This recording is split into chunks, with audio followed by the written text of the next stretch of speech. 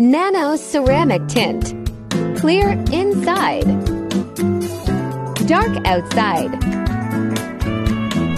Heat rejection film shields you from solar radiation, including heat and ultraviolet rays, keeping you cool, safe, and comfortable. UV protection. It protects against the sun's harmful ultraviolet UV rays that cause skin damage and skin cancer.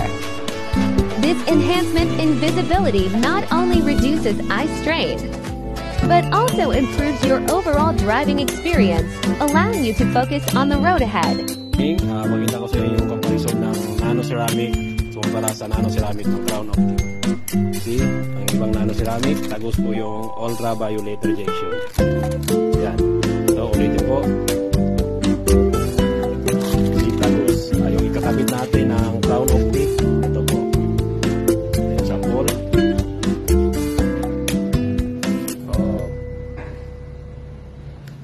Yan po, wala po siyang tagos. Yan, legit po, hindi tumatagos yung ultraviolet ray rejection. Ayan po, wala po siyang tagos. Salamat.